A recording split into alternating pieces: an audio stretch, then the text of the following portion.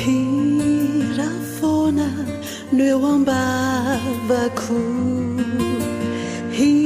hilazako ny aminao lay fity natolotrano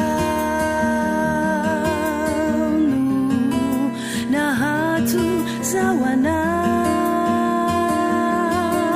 fiderana no atao ampioay tokoya naorira hasandratra ny anarana kanto loatra ny atsarana teny tsotra no ambara tena tiako loatranao rira asandratra ny anarana kanto loatra ny atsarana teny tsotra no ambara tena tiako loatranao rira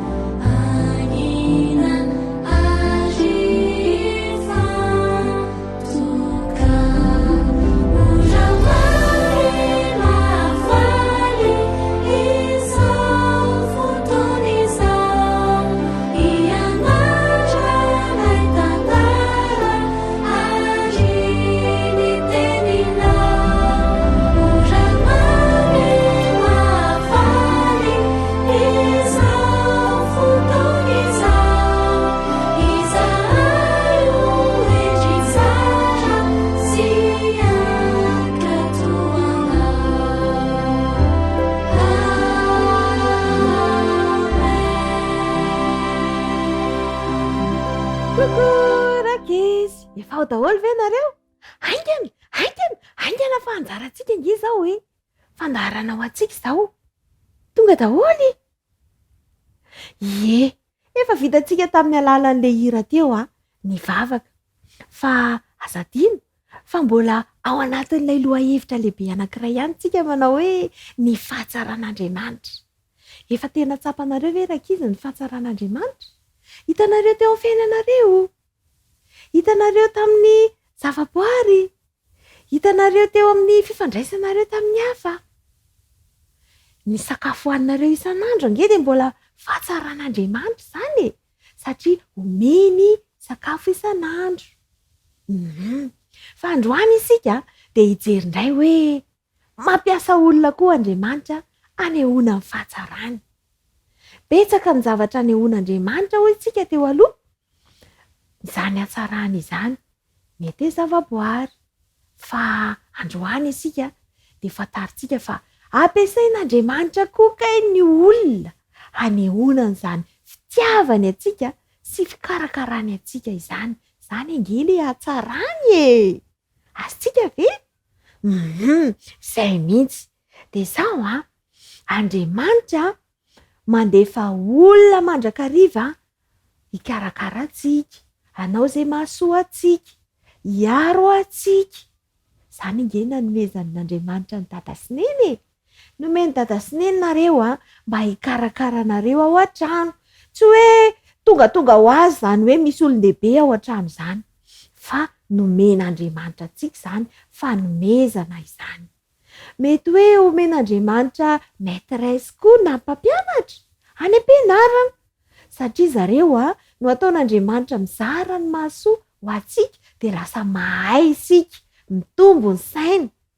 Mety omen'Andriamanitra koa olona any am-piangonana, mety hoe pasteur, mety hoe chef d'âne na chef.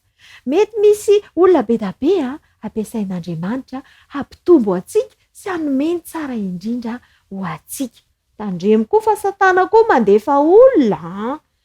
Dinio tsara, mahaiza manavaka tsara hoe avy amin'Andriamanitra ve ity sa avy amin'ny Satana, dia mahaiza mifidy. Fa Satana koa mandefa olona mampianatra zavatra ratsy. Dia izao fitiavana daholy ny fototra izany rehetra izany, satria tia antsika Andriamanitra dia mandefa olona izy hikarakara antsika. Mety koa tena olona tsy fantatritsika mihitsy, fa olona sendra mifanena na olona tsy haintsika hoe aveza, kanefa nanome ny tsara ho antsika. Ary izay indrindra no resantsika. Mbola eo amin'ny tantaran'i Elia ihany isika izany, fa Elia rehefa ritra ny rano tao Kerita dia nalefan'Andriamanitra tany amin'ny toerana anankiray antsoina hoe Zarefata izy. Dia nisy olona tany nampiasain'Andriamanitra. Tsy mba olona mpanan-karena be izany fa tena olona efa nahantra, olona efa manano tena, izany hoe tsy manana vady intsony, efa maty ny vadiny. Dia ny zanany sisa, izany hoe le ankizy izany efa tsy nanana dada intsony, nahantra zareo, sahirana zareo, nefa nampiasain'Andriamanitra hikarakara ny Elia. Ho hitantsika fa nisy fahagagana nataon'Andriamanitra tao anatin'izany tokantrano izany. Izao izany aoka ho fantatsika fa ninona niza dia azon'Andriamanitra ampiasaina avokoa, fa ny anjarantsika dia misafidy tsara sy mamantatra tsara. Andeha hamaky toko sy andiny ao amin'ny Baiboly aloha tsika. Matio toko 7:10, andiny 7:10. Mora tadidy be, aiza hoe Matio toko 7:10, andiny 7:10. Izao no lazainy: manajà ny rainao sy ny reninao. Dia avy eo koa izy hoe ary tiava ny namanao tahaka ny tenanao. Fitiavana daholo rakizy ny fototra izany rehetra izany. Ka raha omeny Dada sy Neny isika, omeny olon-dehibe isika hikarakara, satria hatsaran'Andriamanitra nanomezana izany, dia hozy izy hoe manajà ny rainao sy ny reninao. Dia ny olona koa mifanampy, dia hozy izy hoe tiava ny namanao tahaka ny tenanao. andeha roarahantsika ny tantarany Eli indray, ahitantsika n'izany loha hevitra mahafinaritra be zany sy izany fitiavan'Andriamanitra sy ny fitiavan'ny hafa izany. Ndao indray ary. Indro Eli indray andro tamin'izay, nangetaheta mafy nona ny andro mamay, ny orana tsy latsaka, ny sakafo koa tankina. Jehovah vonjeo ty mpanomponao jereo, aza matahotra fa izao momba anao, hoy ny tompo hatramin'izao, koa mandehana aza misalasala ao azary fata tanàna efa any. Dia indro vehivavy manano-tena miaraka amin'ny zanany mahito mivena, manangona hazo atao kitay ho farana andro dia maty amin'izay. Azafady re mangalao rano sakafo ho faty aho, ka ny zanako koa efa none, kely sisy izahay dia ho faty ho foana. Koba kely erany monja miampy menaka tsy mba mafonja, mofo iray ny vitan'izay dia inona mofa atreo ny anay, aza matahotra. Hoy Eli, Andriamanitra no milaza an'ity, anao ve aloha dia avy eo anao, fa tsy ho ritra io manomboka izao. Dia lasa raha vehivavy nanao ny nahandro, hoadray fa gagana tamin'ity andro, ny koba tsy lany, ny menaka koa ho voky Eli nday zaza sy ilay ramatoa. Dia nilamina avokoa ny zavatra rehetra. Ny fitiavan'ny ray tsy misy fetra, fa nanana hanina ela tokoa ireo ankohonana ampoky ny soa.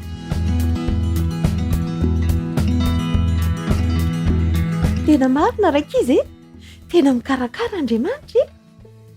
Ie, tadidio ary oviana no natsapahanao, fa nikarakaranao Andriamanitra. Oviana isan'andro, omaly, androany. Azadino fa tianao izy, tsara izy dia manome tsara indrindra ho anao. Andengy ataontsika akira miaraka amin'ny jady zany, hiara-hira amin'ny jady alohantsika. Rehefa vita ny hira amin'ny jady dia andeha isika hiaraka amin'ny lalaina indray, hianatra teny mifanaraka amin'izany fahendrena sy fahatsaran'Andriamanitra izany. Rehefa vita izay dia misy surprise. Inona indray ary izany? Miaraka amin'ny Elina ary tsy teneniko le izy, fa raha vao miresaka hoe Elina tsika dia fantatsika hoe inona ary izay. Surprise be izany ho an'ny sasany dia amaranantsika azy rehefa avy eo dia ho avy indray laingo, ilay zoko mahafinaritra be, mampianatra zavatra tena tsara ihany koa mba hahaizantsika miaina. Reo indray izany aloha no andeha rahantsika. Isa, roa, telo.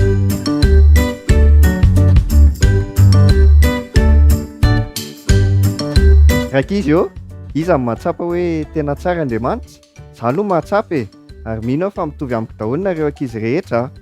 Dia ndao antsika hianatra hira anankiray mahakasika ny fahatsaran'Andriamanitra. Mataoko aloha le izy dia mihaino daholo ny ankizy rehetra any an-trano. Tsara miko, tsara miko, tsara miko reny tompoko. Haleluya, haleluya, tsara miko reny tompoko. Efa misy mahay tsika any an-trano efa henoko ety mihitsy. Dia mahafinaritra be ho antsika izay efa mahay dia afaka tonga dia manaraka moramora izy. Ho an'ireo izay mbola vao mianatra ohatranahy kosa dia miara-mianatra indray tsika fa overiko ilay hira. Ao ary. Tsara miko, tsara miko, tsara miko reny tompoko. Haleluya, haleluya, tsara miko reny tompoko. Bravo, mahafinaritra fa mahay daholo ny ankizy rehetra. Zao ary, miaraka mihira mafy be daholo ny ankizy miaraka amiko zao fa ataontsika le hira. Isa, roa, telo. tsara miko, tsara miko, tsara miko reny tompoko. Haleluya, haleluya, tsara miko reny tompoko. Mahafinaritra be fa mihira mafy be daholo ny ankizy rehetra. Dia izay indray ary ny hirantsika androany amin'ny manaraka indray.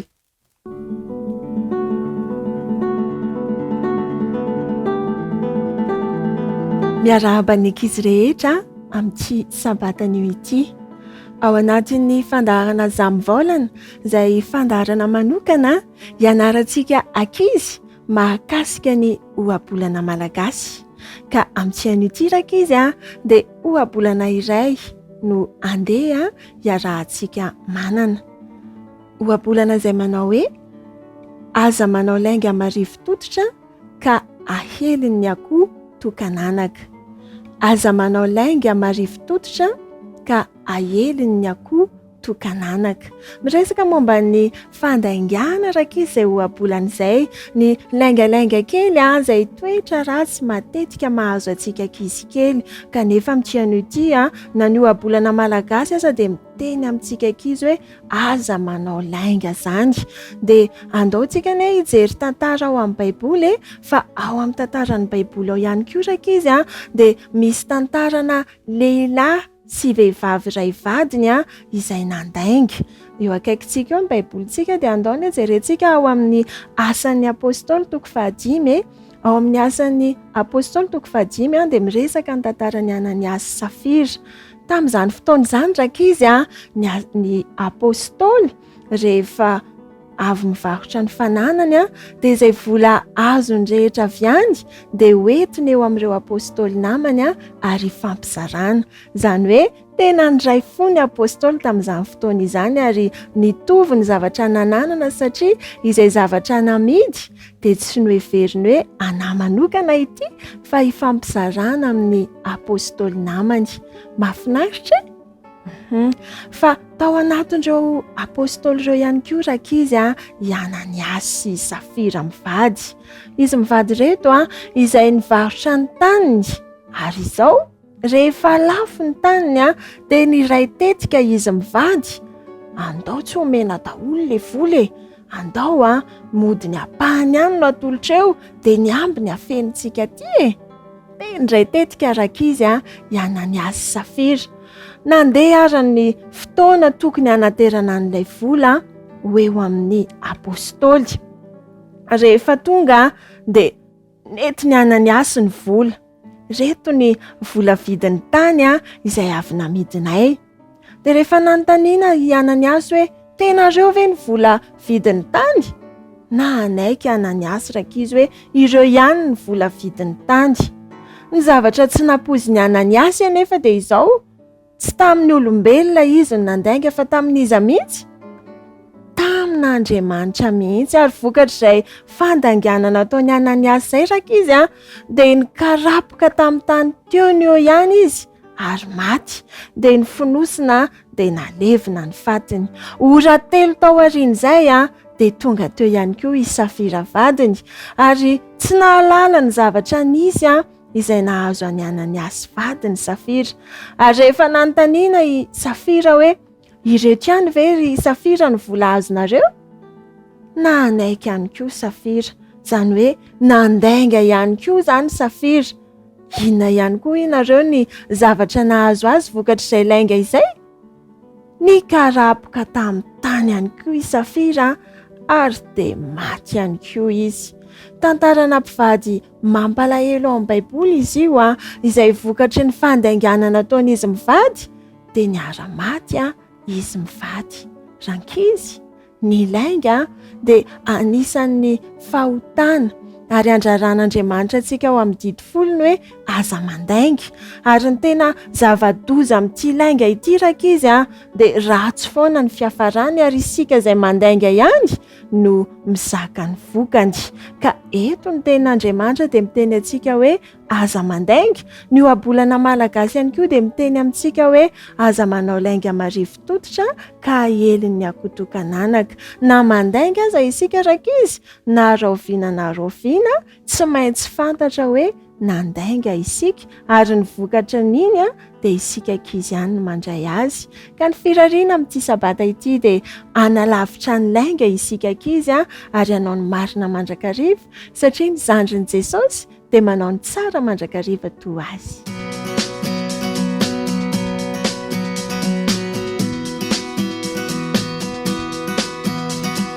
Love, love, love one another and be kind to each other. Love, love, love one another and be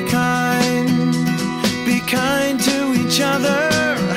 Jesus told us to love Him and to love everyone. Jesus told us to love Him and to love everyone. So let your light shine. Love, love, love one another and be kind to each other. Love, love, love one another and be kind to each other. Jesus told us to love Him and to love everyone. Jesus told us to love Him and to love everyone. So let your light shine. You can say hello and shake a hand. Share your toys, help out a friend, all with a great big smile and 2 thumbs up. When there's a job to do, you can get it all done. Just remember to love, love, love one another and be kind to your sister and your brother. Love, love, love one another and be kind to your mother and your father. Love, love, love one another and be kind to your friends and your neighbor. Love, love, love one another and be kind to each other. Love.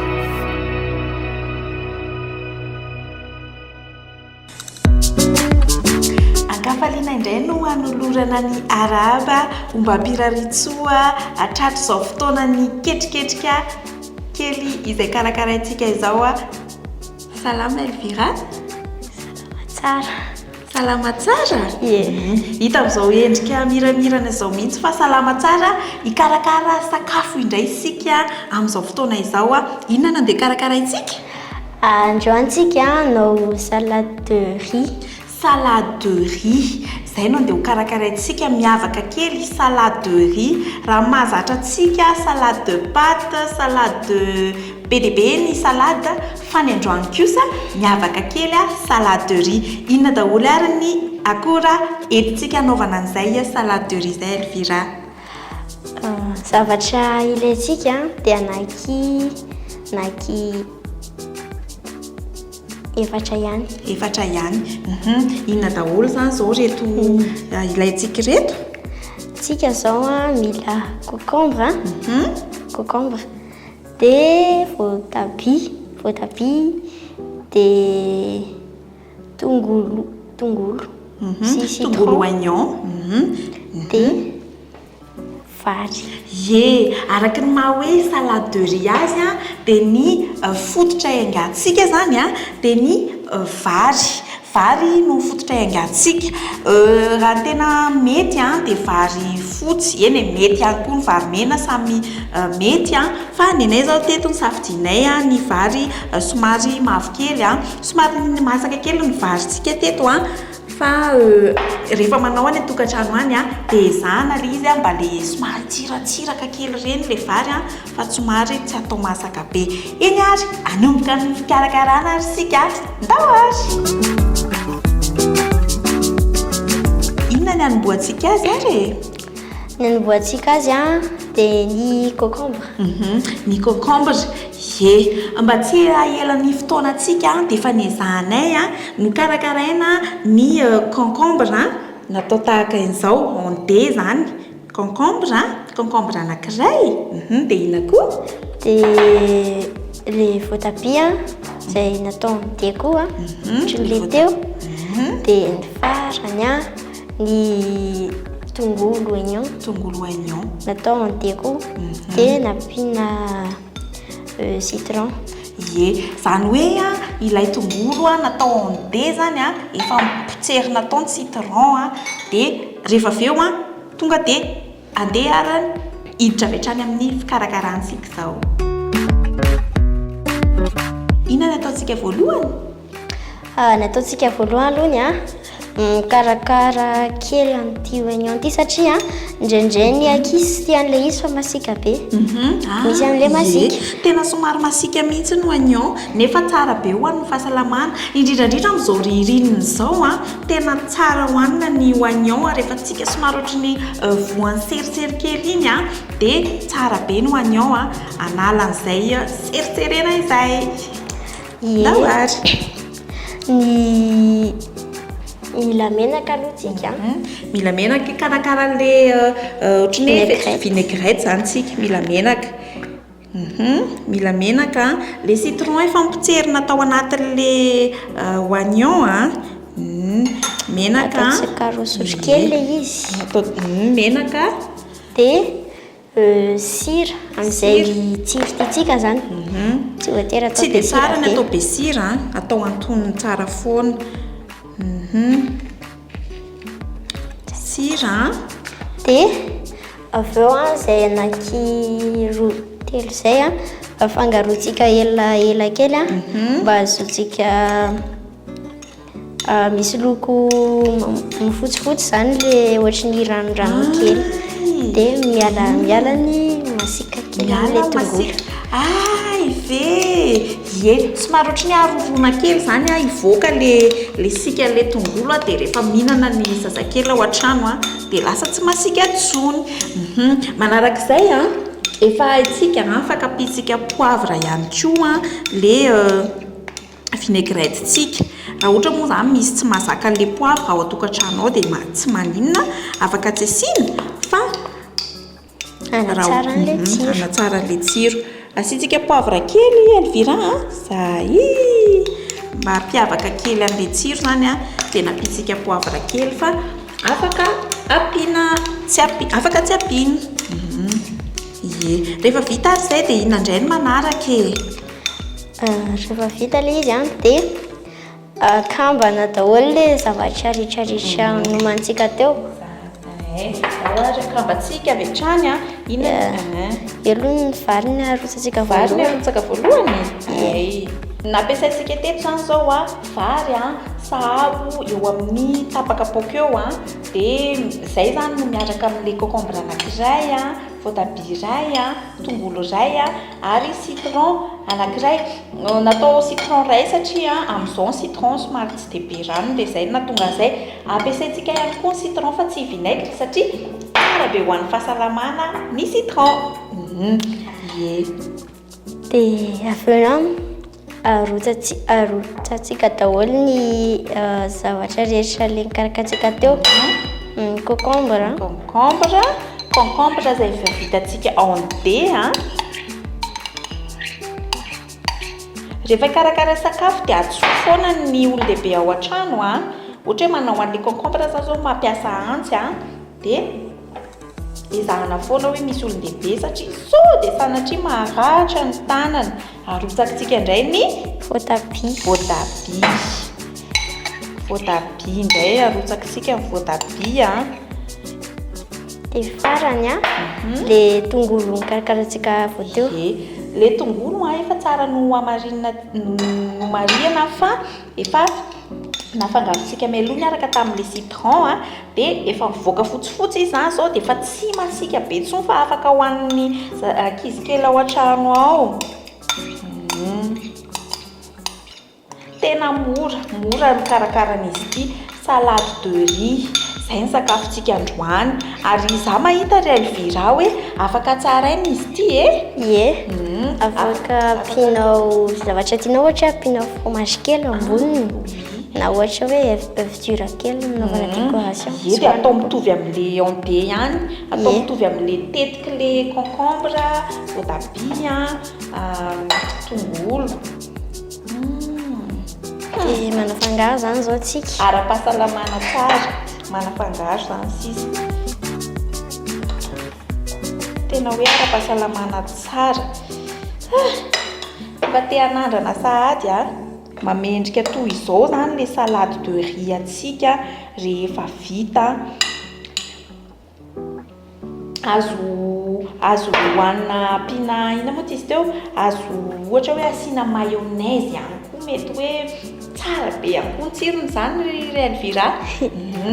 Mahazo asiana hoe fromage ondé, afaka asiana œuf dur ihany koa zao tena mety. Any tena zavatra mahatsara n'izy ity le légumes rehetra zany tena tsara ho an'ny fahasalamana indrindrandrindra ny ankizy matetika ny ankizy somary tsy de tia légumes zay fomba anankiray ihany koa ampidirana ny légumes ao anatin'ny vatany ankizy zany ny fanaovana salade de riz tahaka izao ary ny zavatra tsara toy izao ny légumes dia efa nataon'Andriamanitra noharian'Andriamanitra hoanitsika indrindrandrindra fa izy le cru na le hoe izy manta zany dia tena hoe tsara ho an'ny fahasalamana, tena hoe tsy salasalana fa mety be. Vita sady ary ity zany ny salade de riz atsika Elvira. Andramana kely andramana kely da soarany andramantsika kely.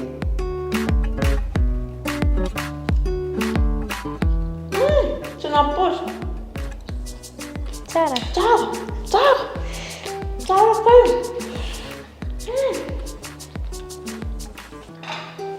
Raha ohatra hoe somary misy tsy tia vary zany ny ankizy ao an-trano ao dia fika anankiray zavatra anankiray inona torontsika hoe salade de riz zay ndraiky vahaolana. Dia mety koa ohatra ka hoe mihinam-bary zao tsika dia misy ambiny dia ilay tsisy mihinandreny dia afaka ataontsika ohatra zao zany dia misy mihinandreny ilay izy. Ien tokoa. Zay tsotra kely ny sakafontsika androany zay nikarakaraina niaraka tamin'ny Elvira. Manaraka dia hikarakara sakafo hafa indray isika fa mametraka ny veloma mandra-pitafa mandra-piona indray aloha. Veloma daholo.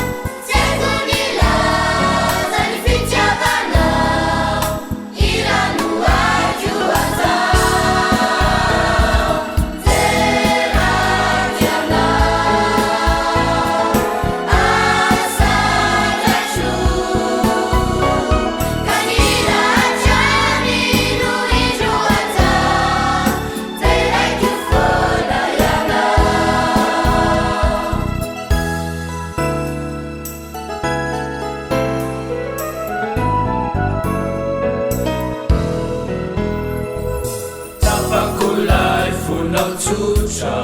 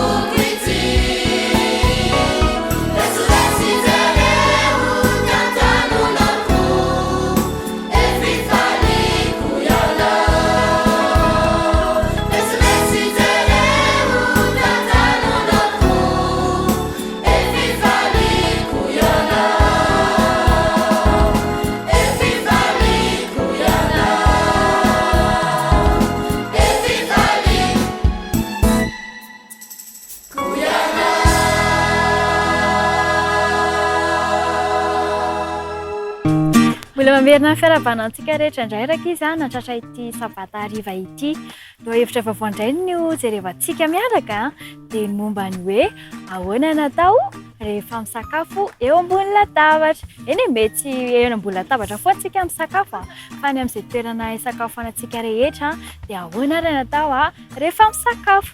Voalohany indrindra aloha rehefa ao an-trano rehefa misakafotsika ao an-trano dia miandry any dada sy neny mihinana voalohany aloha izay tsika vao mihinana ihany koa ny ankizy kely. Rehefa misotro rano ihany koa dia miandry any dada sy neny anontaniana zareo hoe nareo ve misotro rano, dia rehefa misotro izy dia avesantsika vao misotro. Faharoa tsy mahazo miresaka rehefa vao mitsako isika, tsy mahazo miteniteny, tsy mahazo miresaka rehefa misy sakafo ao am-bava. Dia ny fahaefatra farany jerevantsika amin'ity androany ity dia hoe tsy mahazo mitsamotsamo. Hitanareo ilay misakafo dia ohatran'ny somary misokatra ireny ny vava. Izy izany tena tsy azo atao mihitsy raha izy tena tsy fahalalam-pomba mihitsy ny manao an'izany rehefa mpisakafoanana.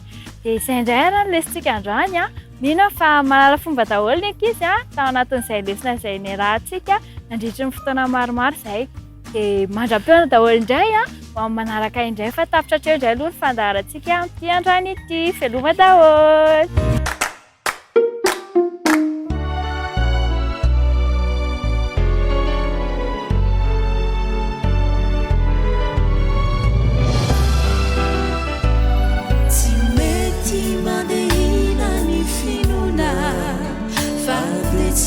Sarana sayaniko dehambara kwaminao etuna vizani noefa fatravatry Jesu dejerokura modely zay nomeny fahapoka sy feno fatratry aniko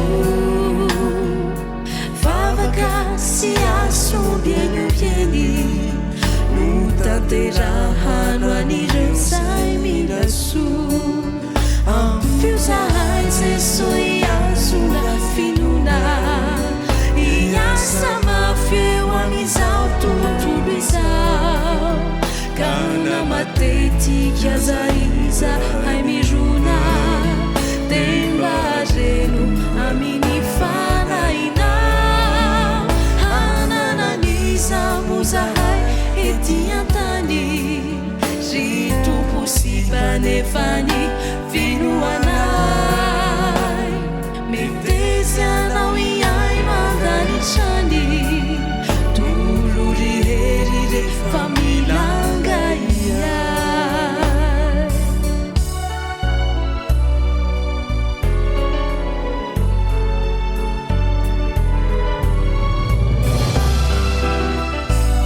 Matetika dekely ny finona ka aizany asizay ataono hande zay mahatsapadiso sy mifona tsy mifamela eloka naindray mande miatsary velatsira totserena to maro resaka milazo tena ty mbola eko ny fitiavantena fonjo fa efa miloverire ny ty amfio zahay Jesu iazona finona iasa mafyeo amizao tontolo izao kana matetika zaiza hay mirona demba reno aminy fanainao hanananiza mozahay etiantany ritomposipanefany vinoanay metesy anao iay no andanitrany tolo rihery refa milanga iay farao avy andanitreny Jesu tompo vinona raha nasavitany aminao ufonatreo reo doreo sy toloko visik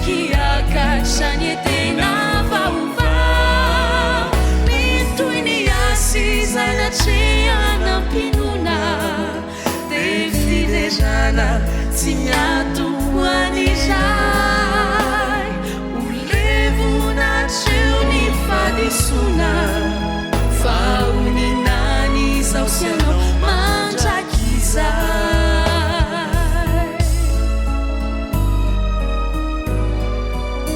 fauninany zao sianao mandrakizay.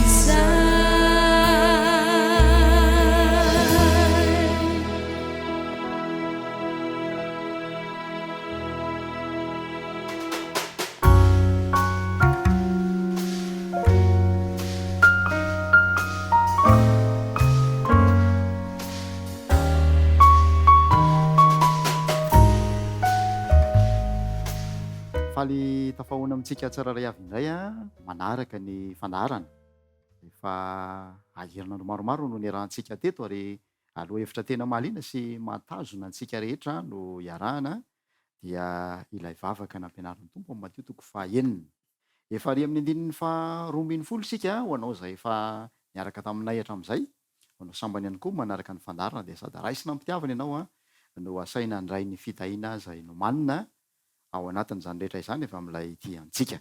Raisina ho tombontsony manana ny pasteur Andriamaratina Fanera izay miaraka amintsika hatrany mivaofy ny ten'Andriamanitra ary mizara ny fahatsarany izany ho antsika mianakavy. Miarabanao pasteur tonga soa. Amin'ny fifaliana mandrakariva no iara-pananao anko Dinoa ary manona fiadanan'ny tompo ho anao ihany koa ny amin'ny fitiavanao ny ten'Andriamanitra sy ny etaetanao ny izany hoe fifandraisana sy fivavahana amin'Andriamanitra izany mino fa amin'ny alalan'ity fandarana ity dia ho tanteraka tokoa ny firaisanao amin'ilay Andriamanitra satria izy n'Andriamanitra ary efa nanaiky sy nanray anao ho zanany. Ia nojerena kaiky tamina maso vaovao mihitsy ny vavaka nampianarin'ny tompo atao anatin'ity andiam-pandarana zay rahana aminao ty pasteur efa ary amin'ny andininy 12 isika dia ilay manao hoe mamela ny elokay tahaka ny namelanay izay meloka taminay. Mino aho fa misy zava-baovao ho asongadiny izany indray rahana amin'ny mpanaraka ny fandarana androany fa tsara kosa aloha raha toa ka anaovantsika tamberina kely ireo herinandro maromaro efa niarahantsika teto fandarana 5 zay no niarahantsika ary dia tamin'ny farany niarahantsika tao anatin'ilay omeo anay anio ny hanina sahaza ho anay. Inona ary no tsy tokony ho fantatry ny mpijery sy ny mpanaraka ny fandarana meloha ny hanozy antsika nyty dilavitrezaka ity. Ina ary tsara mandrakariva zany ny mamerina sy manao tsiany zavatra efa hita satria araka ny efa tenena moa zany izy ity namanadino hoe mifandray daholo reo vavaka nampianaran'ny tompo ireo zany ny isan'ny mpezanteny mihitsy dia mifandray daholo fa tsisy hoe mandeha irery zany raha ijera le hoe mamelany elokay tahaka namelana izay melaka taminay zany zao tsika amin'ity fandarana ity dia mifandray amin'ny zavatra efa voalaza tany aloha zany izy io mahatonga an'ity fa tsy hoe zavatra mitokana ity na zavatra hafa mihitsy fa no le zavatra tany aloha no nahatonga an'ity vavaka hoe mamelany elokay tahaka namelana izay melaka taminay. Inona ary le izy de ohatrohatra zao le izy sady manao tsy akentsika ary manomboka le vavaka manao hoe rainay zay any an-danitra zany hoe manaiky an'Andriamanitra ho rainao zany ianao zay zany ny tena zava-dehibe eto anatin'izay ary efa manaiky an'Andriamanitra ho ray ianao dia ianao zany antsoina hoe zanak'Andriamanitra. Matoa ianao miantso hoe rainay zay ny an-danitra dia ianao zany manaiky ary isy lahatra fa zanak'Andriamanitra sady zay de zao nefa ohatran'ny hoe tena sarotra amintsika ny andray an'izay hoe tsika zanak'Andriamanitra satria ny tena Andriamanitra de milaza fa samy efa nanota izy rehetra. Jesosy Kristy no zanak'Andriamanitra, izy le zanak'Andriamanitra velona.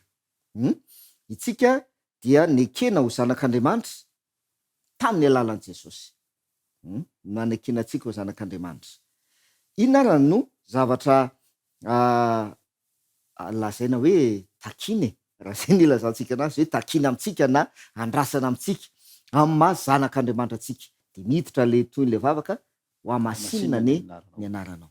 Io Andriamanitra zay antsoina hoe rainay izay any an-danitra io dia masina izy io. Petera voalohany milaza an'izay masina izy io izy. Ary raha masina izy io de miteny izy hoe aoka ho masina koa ianareo izy satria masina aho. Petera voalohany andify fa 5:9 milaza an'izay. Dikan'izay mitaky fahamasinana aminao zany, aminao lay antsoina hoe zanak'Andriamanitra, mitaky fahamasinana amintsika lay raintsika zay any an-danitra. Eo anefa de hoe tsy haintsika ny anana za fahamasinana zany tsy vitantsika ny anana fahamasinana fa mbola asan'Andriamanitra ihany koa ny manamasina antsika. Sady zay le hitantsika Andriamanitra no mbola manamasina atsika. Ary le fahamasinana de hoe toetra n'Andriamanitra aloha voalohany indrindra, toetra le fahamasinana, toetra le izy fitondratena.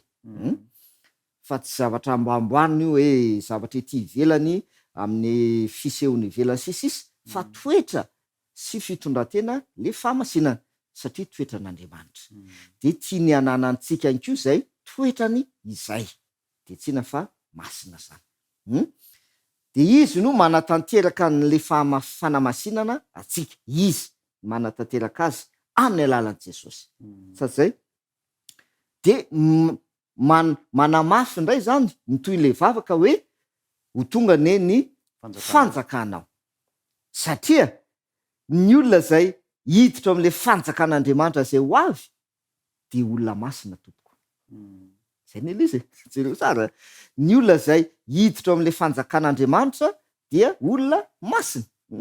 Ary ny olona zay ahita an Jesosy ho avy ka andray antsika ho any amin'le fanjakana, ny olona zay ahita an Jesosy, Hebreo indray milaza an'izay 2:12 izy de olona masina.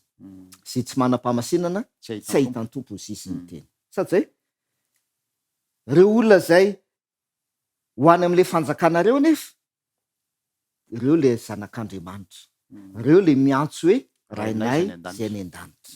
Zay de avy eo mitoy le vavaka no mizany zao nytoyny atao aneny sitraponao ety an-tany takiny any an-danitra. De mazava be angamba niny namana dinao tsy tena misy hoe amaverimberina sy amafisina, fa mazava be hoe ny olona zay hiditra amin'le fanjakan'Andriamanitra de olona masina. Inona natao hoe olona masina? Manao ny sitrapon'Andriamanitra. Zay. Ary ny teny Jesosy ao Matteo 7:1-2 moa zany milaza an'izay hoe tsy izay rehetra manao amiko hoe tombokotomboko no hiditra amin'ny fanjakan'ny lanitra, fa izay manao ny sitrapony raiko zay any an-danitra. De eo no nametraka fanontaniantsika hoe inona raha le sitrapon'Andriamanitra e? Ary vitantsika ve ny anao an'le sitrapon'Andriamanitra? Vitantsika ve manao an'izany? De nanazavintsika tamin'izay hoe tsy vitantsika manao sitrapon'Andriamanitra. Fa aika le sitrapon'Andriamanitra, Jesosy no miteny azy. Eo amin'le Jaona 1 no miteny anazy Jesosy 7:30 de aussi Jesosy hoe ary izao ny sitrapony zay naneraka dia ny tsy amelako isovely zay rehetra nomeny ahy. Zay ny sitrapon'Andriamanitra. De miteny ny Andriamanitra any amin'ny Ezekiely 3:30 vakitsika zay tam'izay fandarana zay. De aussi izy Andriamanitra raha velona koa ho Jehova dia sitrako ny hafatesana 3:20 misy an'izay fa eo amin'le 3:30 le Ezekiela zany de miteny izy hoe ndao vakitsika lizy mba tsy hadiso atsika. Ezekiela 3:30 de zao ny teny lazao aminy hoe raha velona koa aho ho Jehova Tompo dia tsy sitrako ny hafatesan'ny ratsy fanahy, fa ny alany ratsy fanahy amin'ny lalany mba ho velona izy. Zay zany le sitrapon'Andriamanitra. Ny sitrapon'Andriamanitra dia ny hahavelona antsika. Sitrako ny hafatesana, ny ratsy fanahy, tsina fa ny mpanota le ratsy fanahy, tsika rehetrarehetra ny dikan'izay. Atsika rehetrarehetra zay mpanota kanefa nikena ho zanak'Andriamanitra ary miantso hoe rainay zay ny an-danitra. De ny sitrapon'Andriamanitra de ny tsy hafatesantsika fa ny alantsika amin'ny ratsy ka mba ho velona isika. Dia Jesosy irery ihany. Zay nahatonga antsika nanazava tamin'iny hoe Jesosy irery ihany tompoko no nanao ny sitrapon'Andriamanitra. Izy irery ihany. Ary izy moa no nitenan'izany amin'le Jaona 4:7-30 de miteny izy hoe tsy nidina avy any an-danitra aho izy mba hanao ny sitrapoko fa ny sitrapon'izay naniraka. De ny sitrapon'Andriamanitra, sitrapon'ny ray zay naniraka an' Jesosy dia ny alan'ny ratsy fanahy amin'ny lalany ka mba ho velona izy. Zany hoe ny hanavotana ny mpanota amin'ny fahotana ka mba ho velona izy, afaka hiditra any amin'ny fanjakan'Andriamanitra izy dia hanana fahamasinana. Satria de nitoizantsika le vavaka am'le hoe omeo anay an'io ny hanina sahaza ho anay. Satria de niresaksika tamin'izay fotoana zay hoe ny tena marina tsy tena le hanina ara-baky teny le hoantsika io le izy. Fa momba ny hoanina ara-baky teny zay hoantsika io na ny vary na iny sisisa dia miteny Andriamanitra ao amin'ny Matteo 7 de miteny izy hoe fantatry ny rainareo izy fa tokony hoanareo zany. Aza manahy ny am'izay hoaninareo. Matteo 7:1 aza manahy ny am'izay hoaninareo izy na zay hosotronareo fa fantatry ny rainareo zay any an-danitra fa tokony hoanareo zany. Tsy tena le resaka hanina ara-baky teny kay zany le izy le hoe omeo anay anio ny hanina sahaza ho anay. Le hanina ara-baky teny zany de efa mazava be fa fantatr'Andriamanitra fa tokony atsika iny de aza manahy ny amin'iny. Satria fa misy le hanina anankiray zay Jesosy no miteny azy de miteny Jesosy ao le Matteo 7 de miteny izy hoe tsy ny mofo ihany no ivelomany olona fa ny teny rehetra zay alokin'ny vavan'Andriamanitra. De io le hanina anankiray de tsina fa ny ten'Andriamanitra. Ten'Andriamanitra no mahavelona ny olona ny ten'Andriamanitra. Ary ny olona zay hiditra ny fanjakan'ny lanitra dia olona zay mivelona amin'ny ten'Andriamanitra. Zay mahatonga le hoe omeo anay ny hanina sahaza hoaninay. Ny zanak'Andriamanitra dia mivelona amin'ny tenin'Andriamanitra fa tsy hoe mivelona amin'ny mofo sy ny vasy ny sisa. Zay ny olona rehetra ne afaka mivelona am'zany satria fa ny zanak'Andriamanitra ny mamelona azy na hoe ny antom-pahavelomany de ny tenin'Andriamanitra no mahavelona azy. Fa mihoatra noho izay na manadinao mbola misy hevitra ihany koa zay noraisika tamin'io hoe le teny ane tsy iza fa Jesosy. Le teny Jaona 1 zay Jaona 1:1 iny andiny Jaona filazantsara Jaona 1:4 de milaza an'izay izy Jesosy hoe ary ny teny de tonga nofo ka nonona tamintsika. Le teny de tsy iza fa Jesosy ane le teny. De zay zany mahatonga le hoe omeo anay ny hanina sahaza ho anay. Tsy iza fa Jesosy zany le hanina. Ary io hanina io no mahavelona atsika. De jereo fa mifandray am'le teo aloha hoe ny sitrapon'Andriamanitra dia ny tsy hamelana ho sovery. Tsy hamelana Jesosy isovery zay rehetra nomeny azy. Jesosy le hanina. Zay mofo velona nidina avy any an-danitra. Mba tsy ho fato izy ao amin'ny Jaona 4:5 no milaza an'izay Jesosy. Izao no mofo velona zay nidina avy any an-danitra mba tsy ho fato zay rehetra mihinana azy. Zay no ela kanefa tsy azon'olona lova-potsiny satria tena fototry ny toy ny famelaviarana zay vetinao androany pasteur mamela ny olokay tahaka ny namelana izy meloka taminay jaona toko fahenina ka ny andininy fa 12. Inona ary ny tena tianao ambara amin'io fehezanteny anankiray ohatrany hoe maleo tena io ohatrany hoe fampiankina ihany koa nefa amin'ny lafiny anankiray iza no mandeha aloha lay isika mamela ny heloky ny namantsika ve sa lay Andriamanitra izay angatantsika amela ny helokontsika raha io firafitry ny vavaka nampianaran'i Jesosy ny mpianana io pasteur.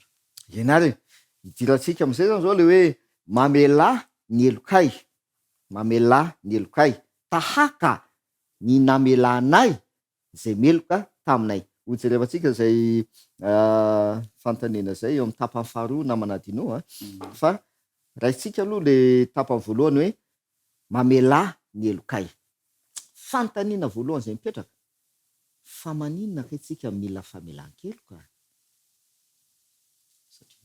zay dikan'io ne zany de rehefa manona n'io vavaka io ianao hoe raha anay zay ny an-danitro mamela ny elokay dikan'izay naninona ianao zany dikany nanotany ianao ny dikany e azonao tsara izy nanota ianao ny dikany matoa mangataka famelan-keloka nanota ianao ny dikany satria de mila famelan-keloka satria de zao amaky kely ny ten'Andriamanitra tsika jaona voalohany toko 7 ny 7 ombavakio kely any jaona voalohany toko 7 ny 7 zay rehetra nateraka Andriamanitra no tsy manota satria ny vono mitoetra ao anatiny ary tsy mahay manota izy satria nateraka Andriamanitra. Zero tsara nanombotsika le hoe rainay zay any an-danitra satria Andriamanitra antsoina hoe ray, ianao zany nateraka zanany zay aloha ianao zanany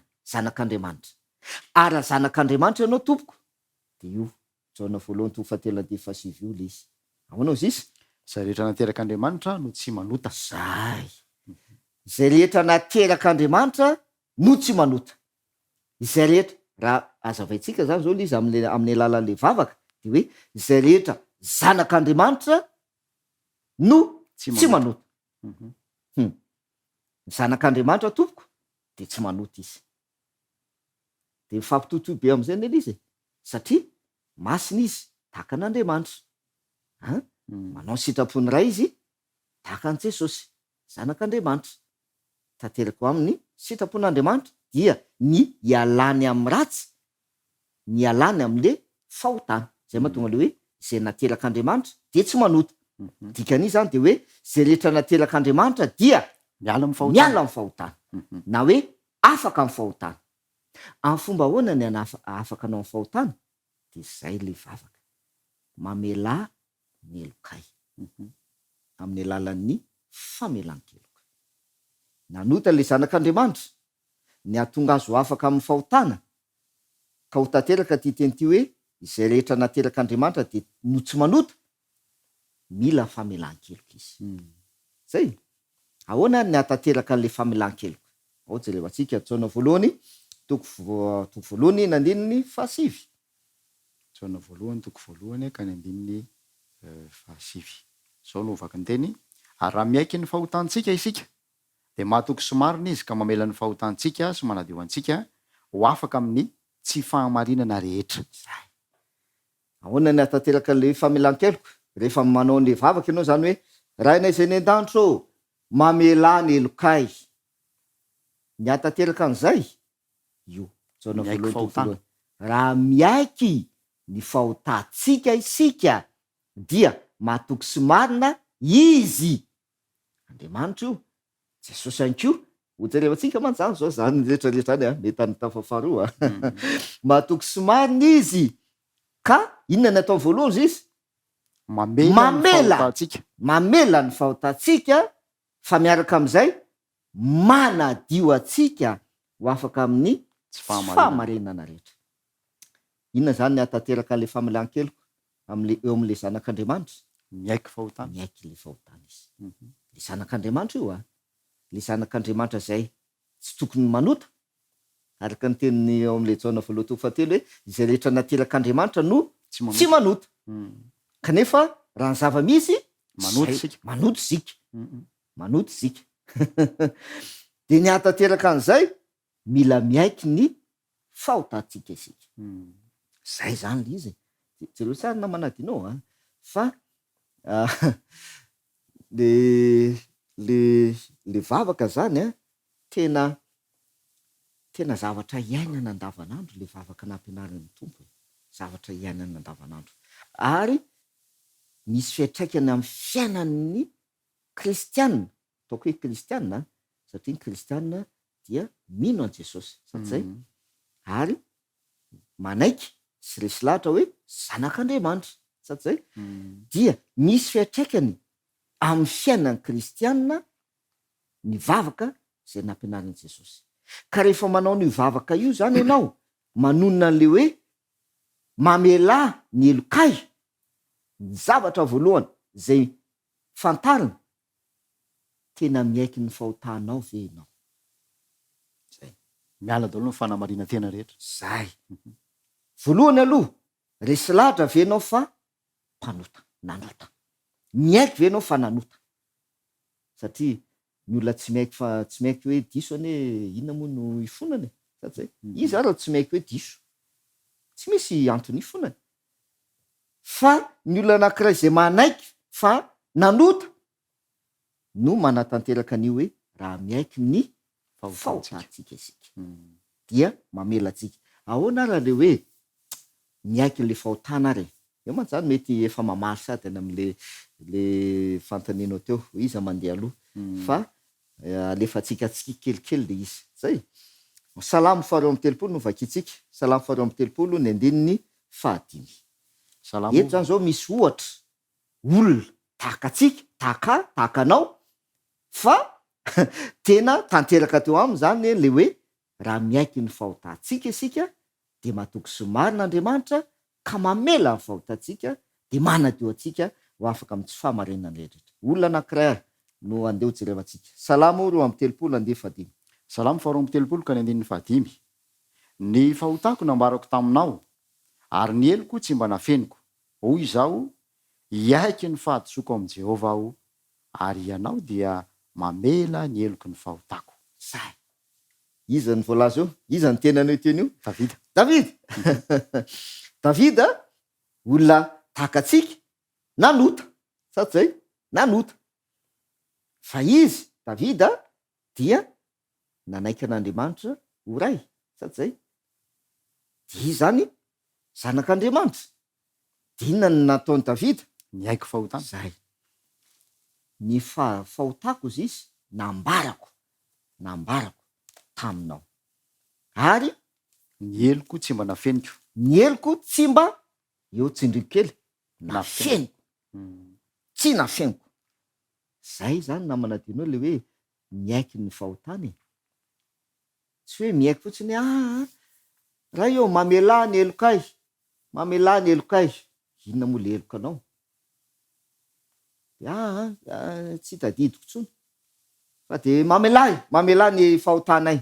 Tsy izay ke le izy fa Davida eto zany de tena nanome ohatra mihitsy ny fahotako izy nambarako taminao ary ny eloko tsy mba nafeniko. De toy izany Davida le izy mahafinaritra be teny Davida io Deo izy hoy izao iaiky ny fahadisoako amin'izy ao izy am' Jehova aho ary ianao dia amela ny eloko ny fahotako. Iaiky ny fahadisoako am' Jehova aho. Io koa tsindritsika any am'le tapafaroa vao tena mafisina fa efa mampiditra sady amin'izy ianao zany tokony iaiky ny fahadisoako amin'Andriamanitra. Iaiky ny fahadisoako am' Jehova aho izy amin'Andriamanitra. De Andriamanitra hamela ny eloko. Amafisitsika zay eo amin'ny obolana toko 7 ary obolana toko 7 ny andininy 17. Obolana toko 7 ka ny andininy 17. Izay manafina ny fahotany tsy ambinina fa zay mitsotraka mahafoy azy no azo famindram-po.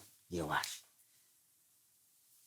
Jona voalohany toko voalohany andininy 7 de hozy izy hoe raha miaiky ny fahotantsika isika dia mahatoky sy marina izy ka mamela ny fahotantsika sy manadio antsika ho afaka amin'ny tsy fahamarinana rehetra. Ahoana le hoe miaiky ny fahotana?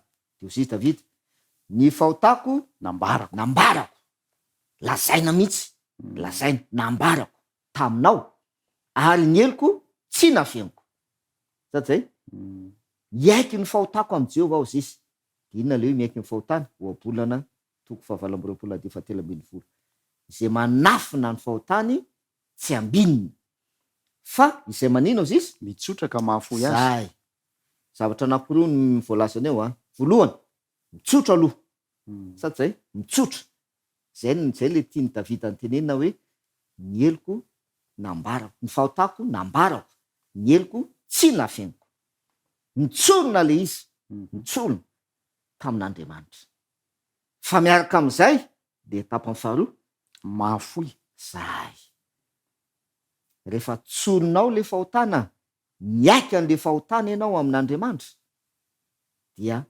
afoy le izy ny olana mantsy zany namanadinao de zao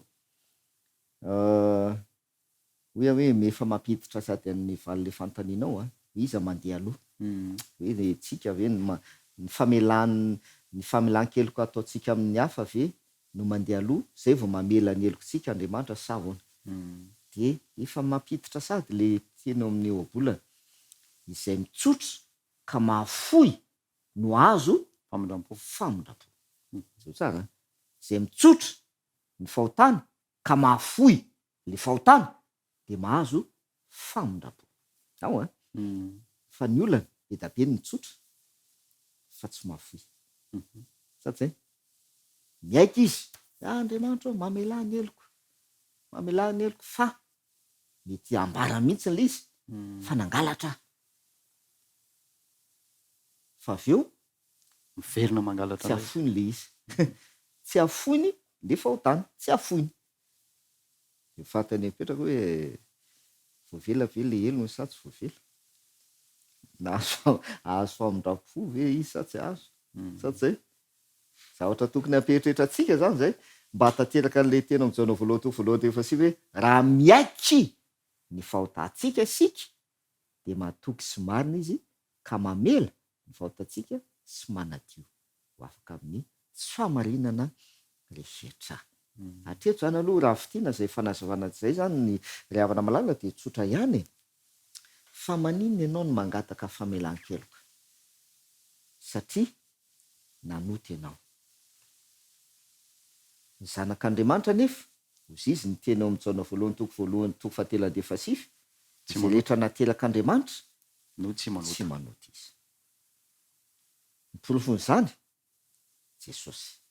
Jesosy zanak'Andriamanitra nalay mpanata amin'ny zavatra rehetra izy ozy izy ala amin'ny Hebreo fa tsy nanota sady zay tsy nanota izy Jesosy ny zanak'Andriamanitra de tsika ihany koa miantso an'Andriamanitra hoe rainay zany hoe tsika ihany koa dia ekena hoe zanak'Andriamanitra ary antsoina hoe zanak'Andriamanitra dikan'izay tsy tokony hanota sady zay tsy tokony hanota mba hatateraka an'izay nefa satria samy efa nanota itsika rehetra ka mba hahatonga atsika hoe tsisy fahotana mila famelan-keloka mba hatateraka an'le famelan-keloka miaiky ny fahotana miaiky zany hoe ambara tsorona dia afoy de azo famindram-po am'izay fotoan'izay ohatreo aloha ia mahafinaritra le zanatohatra hiakarana am'lay azona le famelan-keloka zay fanomezana ihany koa satria eo tsika le hoe lasa ny fantanina perekutery am-piandohana hoe mamelany eloka hoe tahaka ny namelana izy meloka taminay raha toa ka ankinina am'lay fomba famelantsika eloka sy fatra ny famelan-keloka atolotsika ny famelan-keloka men'Andriamanitra de mbola tsy afa-bela ihany isika fa isaon'Andriamanitra fa dia mamelany elokotsika tokoa izy izy mihitsy no manambaran'zany mitsoro vavolombelona zany Davida araka ilay toko sy andininy nomeny pasteur teo amin'ny Salamo 2:3 ny andininy 5 satro vitandroany daholo ny famelabelarana nyty resaka ty pasteur ary tsy andro ny hotohiny kanefa feran'ny fotoana isika idirantsika ny fanontaniana iny amin'ny fandarana manaraka mandao aro lo fitinina kely zay voalaza teto androany ho an'izay rehetra mandrainao teny tokantrano any.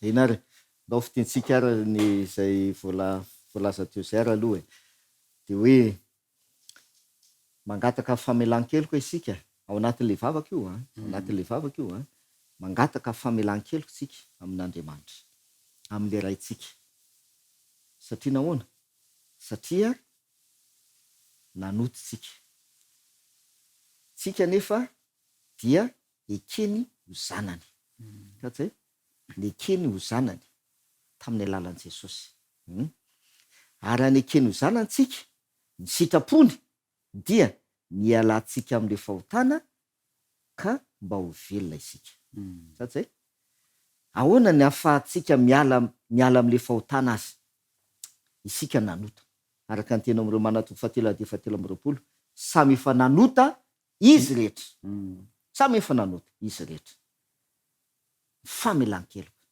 zay ke zany ny ahatonga atsika ho afaka amin'ilay fahotana ka ho tanteraka ny sitrapon'Andriamanitra ka ho tena zanak'Andriamanitra sika tsy manota sady zay naterak'Andriamanitra tsy manota famelan-keloka amin'ny alalan'ny famelan-keloka ny famelan-keloka Andriamanitra mamela heloka zay Andriamanitra no mamela heloka mba tanteraka an'le famelan-keloka dia ny andrasana avy amintsika fehekena ny fahotana zay zany ary hitanao manamafy an'le teny any amin'ny Ezekela 7:13 andininy 1:12 vakitsika lisa de ozy izy hoe raha velona koa Jehova tompo evavaka atsika tamin'ny voalohany teo lisa dia tsy sitrako ny hafatesana ratsy fanahy fa ny alana ratsy fanahy amin'ny lalany ka mba ho velona izy de miteny Andriamanitra miala amin'ny lalany ratsy nareo satsay de amafisin'leo amin'ny Ezekela 7:10 keo izy efa mivakitsika de 2:30 de hoe fa tsy sitrako ny hafatesan'izay maty sitrako ny hafatesan'izay maty ho Jehova tompo koa tena amin'izay izy mibeba ianareo mba ho velona zay ny namanadinao le hoe miaiky ny fahotana mitsotra ka mafoy zay ny le hoe fibebahany miaiky ianao fa nanota tsapanao fa nanota ianao tsy nety nataonao dia tsoronao amin'Andriamanitra le izy ary rehefa tsoronao amin'Andriamanitra le izy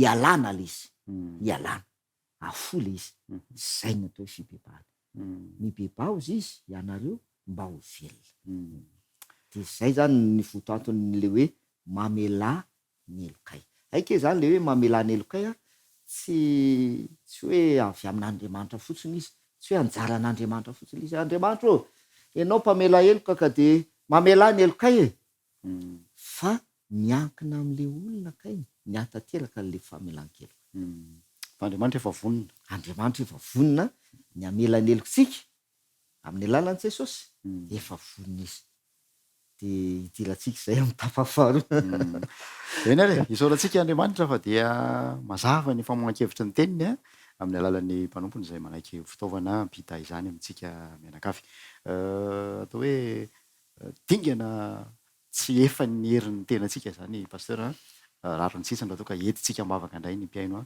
ny mpanaraka ny fandarana androany mivavakantsika raha inay zay ny an-danitro ianao le Andriamanitra mpamela heloka ary ianao zay Andriamanitra tia ny mpanota tia anay ianao na dia nanota taminao zay zay ary nanao ny fomba rehetra ianao mba hamonjena anay ho afaka amin'ny fahotanay izany no nahafatesan'i Jesosy teo amin'ny hazo fijaliana izany no nandatsahany Jesosy ny rany teo amin'ny hazo fijaliana mba ho azahoanay famelan-keloka afaka mamela ny elokay ianao Andriamanitra ary izay kosa aoka mba samy sahiteny tahaka ny Davida manao hoe ny fahotako dia nambarako taminao ary ny eloko tsy mba nafeniko iaiky ny fahotako amin'ny Jehovah aho tompo ataovy aty anatinay izany toetra izany, toetra zay manaiky fananoty izahay, ary toetrany koa zay vonona ny iaiky ny fahotanay aminao, ary ianao dia hamela tokoa ny elokay. Misaotra noho ny famelan-keloko izay omenao amin'ny anaran'i Jesosy, amen. Eny ary de mankasitraka indrindra ny faharetanao nanaraka ny fandarana, mankasitraka andreo mpiara-miasa teknisiana zay mikirakira ny sary nikarakara ny feo ihany koa de nampitan'izany taty atokantranonao. Misaotra ny pasteur Andriampartiana Fanerany koa nanaky fitaovana teo am-piaritan'Andriamanitra nampita izany fahalalana tsara ho fantatra ho antsika izany mikasika nyity vavaka nampianaran'ny tompo ity. De rahasoa manantena mbola eo nafinaritra aminao indray amin'ny toy ny fandarantsika. Veloma tompoko.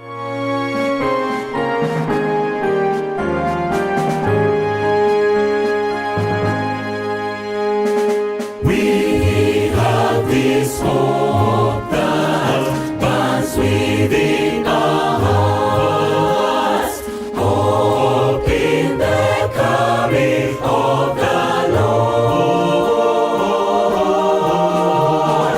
We have this faith that Christ alone imparts, faith in the promise of His word. We believe the time is here when the nations far and near shall awake and shout and sing, Hallelujah, Christ is King. We have this hope that burns within our hearts, hope in the coming of the Lord. We are united in Jesus Christ our Lord. We are united in His love, love for the waiting people of the world, people who need a Savior's love. Soon the heavens will open wide, Christ will come to claim His bride. All the universe will sing, Hallelujah, Christ is King. We have this hope, this faith and God's great love. We are united in Christ.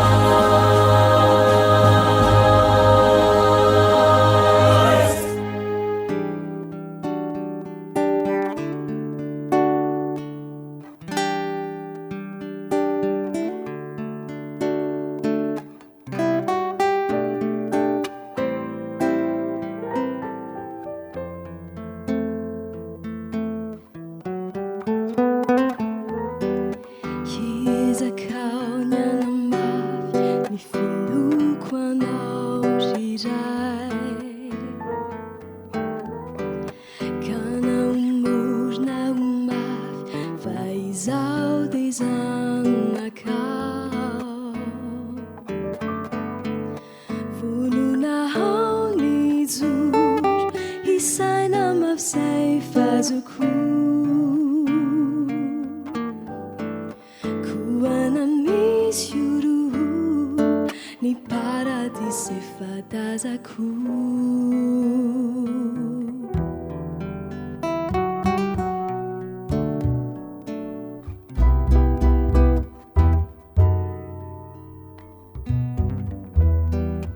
Miodina dia sanatry fitadiana vita voadina ty, kazay anao etsy dia ataoko tena fady.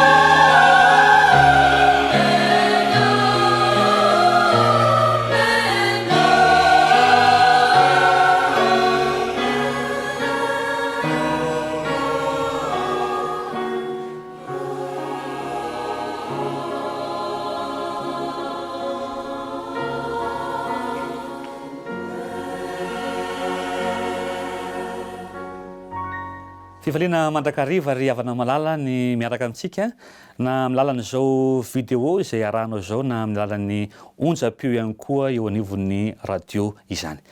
Nandritra izay herinandro izay isika dia andresaka le aloha hevitra lehibe araka ny taridalana izay nozaraina tamintsika manao hoe ny fiangonana toerana ifandraisana. Maro ireo loha hevitra izay nodiniantsika nandritra izay 7 andro lasa izay ary mino izay fa nanova ny fomba fijerinao mahakasika ny fifandraisana izany.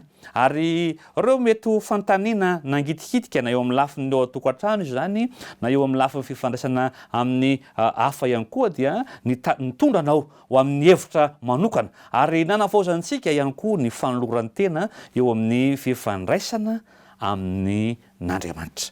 Ary amin'ity andro manokana famaranantsika ny herinandro fiaraha-mivavaka mikasika ny fifandraisana ity, ny lohahevitra fahavalo dia ny hoe fampitana ny filazantsara mandrakizay. Mino fa lohahevitra tsy vaovao amintsika izany, kanefa amin'ity herinandro ny fifandraisana ity dia rariny loatra raha zany no amaranantsika ny lohahevitra. Marina fa manana le teny filamatra isika manao hoe andeha aho hijoro vavolombelona ary tafiditra anatin'izany ny fampitako ny filazantsara mandrakizay. Ao amin'ny pejy 270 dia tsy miambaamba ny mpanoratra milaza manao hoe ny antom-pisian'ny fiangonana dia ny anambarana vaovao mahafaly ny famonjena ao amin'i Jesosy. Ary mazava ry havana malala ny baiko ny iraka raha tsy hijery isika afa-tsy ny voalaza ny Mateo 7:20 ka andiny 7:20 ka hatramin'ny 20 dia ny antso na ny iraka ampanaovin'Andriamanitra ny zanalahy sy ny zanany vavy rehetra mba hanao mpianatra izao tontolo izao, hanao batisa azy ary ampianatra azy hitandrina zay rehetra andidian'Andriamanitra azy. Ny antom-pisian'ny fiangonana zany dia ny anatotosa ny iraka nampanaovin'Andriamanitra. Mino ny fiantsoana azy ara-paminaniana ny fiangonana advantista. Ary noho izany resy lahatra amin'ny iraka nampanaovina azy izy dia nitoro ny filazantsara mandrakizay amin'izay monina ambony tany sy amin'ny hafa firenena. Ary eo amin'ny sampana fifandraisana inona daholo ny fitaovana ananantsika, ino ireo teknôlôjia isan-karazany izay misy amin'izao fotoana izao amin'ny mampanara-dia an'i Kristia fotoana izao ampitako ihany koa izany filazantsara mandrakizay izany. Nandray le iraka aho, manaiko mpianany aho, ary rehefa nandray le fitahiana avy aminy aho, anjaranao koa izy lesao no mampifandray ny hafa amin'Andriamanitra. Mazava ny iraka ary zany ny antom-pisiany ny fiangonana. Io iraka io no antony nanajoroana ny fiangonana ary izao sy anao ihany koa dia aza tino fa izao sy anao no tempolony ny filazantsara. Ka tsy hoe iandro ny fiangonana hanao programa aho vao andeha, tsia, fa nisy ambatan'olona amin'ny lalan'ny fitaovana anananao lazao ny fitiavan'Andriamanitra. Ambarao le filazantsara mandrakizay, ampifandraiso amin'Andriamanitra ihany koa ny manodidina anao. Tokony azava ao an-tsain'ny mpianatry Kristy ny tanjona nanondronana ny fiangonana. Ary isika tsirairay avy dia afaka miditra amin'ny fanaovana asa misionera mavitrika amin'ny alalan'ny filazana amin'ny tenantsika fa metehatra amintsika Andriamanitra amin'izany. Ary andeha ho fitiantsika ireo zavatra ankin'Andriamanitra amin'ny olona. Misy zavatra telo omena amin'ny pejy 270 ihany manao hoe ny fanompona an'Andriamanitra amin'ny alalan'ny fiankofana zany, ny fatokiana, ny fitiavana. Ny faharoa dia ny hoe fanompona ny hafa, ny fandraisana azy, ny firalahiana, ny fitiavana. Ary ny fahatelo dia ny hoe fanompona an'izao tontolo izao, ny fitoriana, ny famonjena, ny famparesana. Keo am-pampiasako ny tambazotra ny tserasera misy manao ahoana ny fanokanantsika ny fotoana, hitoriana ny filazantsara, ilazana ny famonjena, anomezana ny fampiarezana. Mitepika faharoa ny amin'ny hoe fampitana ny filazantsara mandrakizay, faharoa dia ny hoe manao mpianatra. Ary matoa tsy hita no mason'ny fiangonana intsony ny iraka dia satria lasa mpikambana fotsiny ny olona ao sisa fa tsy hananany ny mampianatra. Anisan'ny nanaitra io fehezanteny eo amin'ny pejy fahatelo amby efapolo avana malala averiko manao hoe matoa tsy hitano mason'ny fiangonana intsony ny iraka dia satria mpikambana ihany sisa no ananany fa tsy mpianatra. Ary Jesosy rehefa manao izany antso amin'ny mampianatra izany dia misy an'ireto zavatra vitsivitsy reto izay no tanterahany Kristy.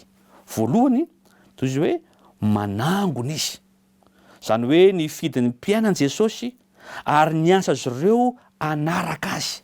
Zay zany ny dingana voalohany nataony amin'ilay mampianatra.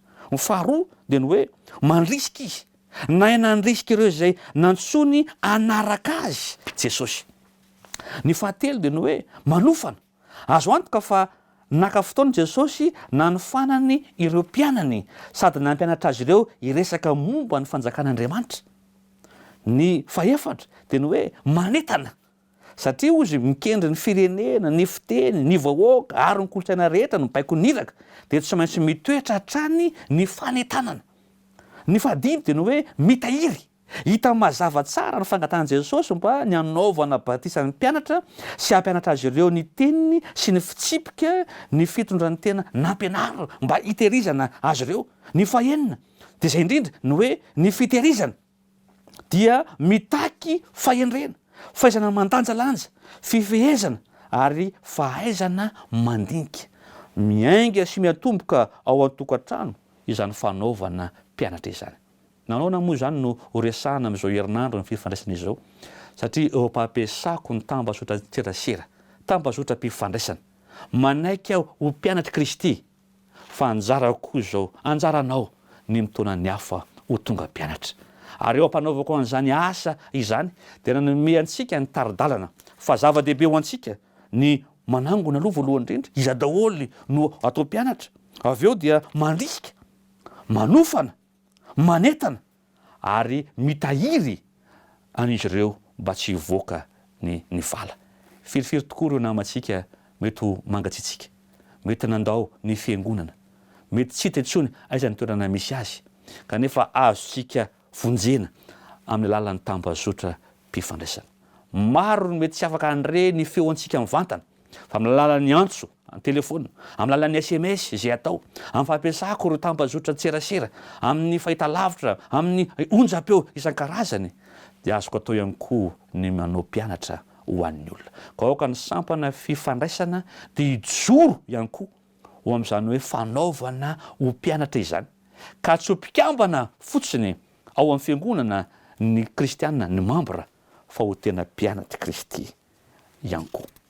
Ary indrindra no idirantsika amin'ny tapany fahatelo manao hoe rehefa nanantsika izay toe-tsaina hoe mandray ilay iraka, manao mpianatra izay dia azadino fa mahatonga antsika manatanteraka izany anie dia isika no fanasiny tany, fanasiny ny tany.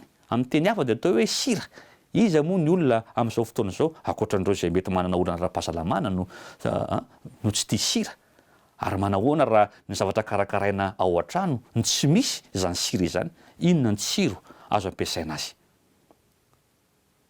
Ary raha ity tontolo misy antsika efa potiky ny olana, ny raritsaina, ny adilahy, ny fikotana isan-karazany ity, azadino fa miantso asianao Andriamanitra ho sira, ho fanasina eto amin'izao tany iainantsika izao. Ao amin'ny pejy fahenina efapolo toy izy hoe manahoana ny zavatra tsy misy sira. Dia hozy izy hoe mahasoa izy io araka ny voalazantsika eo ambony, ny sira zany.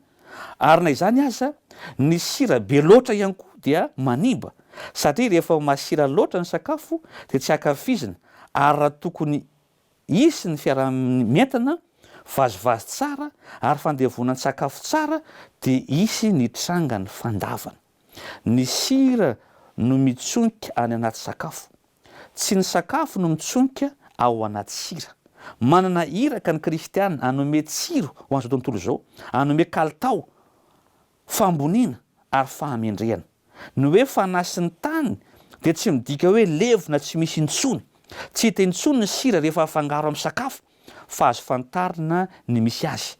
hita isaky ny mihinana indray ambava ary ny sira no mahatonga antsika akafiny saosy ny lasary sy ny sisa sy ny sisa ary asika dinihana ny taridalana ary eo no zava-dehibe eo ampifangarontsika eo amin'ny fiarahamonina aoka tsy ho sika indray no levony zao tontolo zao fa isika no amoto le sira le fanasina ihany koa amin'ny manodidina antsika lesona lehibe zany ray havana malala ary any amin'ny andininy hafa ao amin'ny tsoratra masina zay tsy hanam-potoana moa sika andiniana azy dia milaza fa ny zanak'Israely rehefa miteraka dia mampandro ny zanany amin'ny alalan'ny ranotsira satria iny no manamafy ny taolana iny no manatsara ny hoditra iny no miaro azy amin'ireo fery sy ny ratra zay mety ahazo an'le zaza zava-dehibe hatrany amin'ny testamenta taloha ny fampiasana ny sira ary raha nanantsika izany isika le fanasina aoka hitondra soa ho an'ny manodidina antsika isika ka tsy hoe eo amin'ny fifangaroantsika eo amin'ny fiarahamonina dia isika no levona fa eo amin'ny fifangaroantsika amin'ny fiarahamonina dia ampita ihany koa le fanasina ho an'ny hafa ary ampitan'ny hafa izany ihany koa amin'ny manodidina azy ary ny farany indrindra dia asadino le hoe fahazavana izao tontolo izao mampiasa sary iray manandanja hafa koa Jesosy anatin'ny tontolo-kevitry ity iraka ity mba ilazana fa ny mazava-dehibe ny fijoroana vavolombelona ataon'ny mpianatra dia Andriamanitra mihitsy no mandrisika azy dia tsy inona fa ity le hoe fahazavana izao tontolo izao ity ao amin'ny Mateo 5:5 andina fa 7:10 8:10 fa 9:10 dia honambarany ten'Andriamanitra ianareo ny fahazavana izao tontolo izao tsy azo afenina izay tanàna miorina ao an-tampon-tendrombohitra ary koa tsy misy olona mandrehatra jiro ka mametraka azy eo ambany vata famarana fa apetrany eo amin'ny fanaovany jiro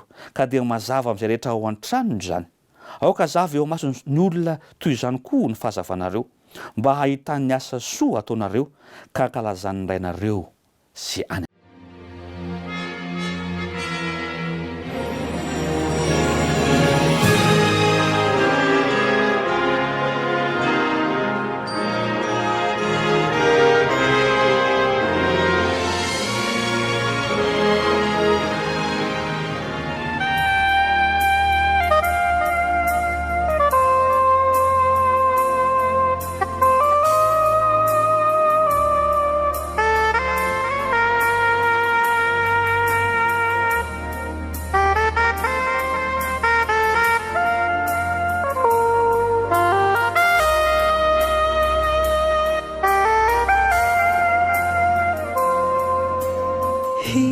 Hirafona no eo ambavako hilazako ny aminaho lay fity natolotrano nahato zao anah fiderana no atao ampioay tokoya naorira hasandratray ny anarana kanto loatra ny atsara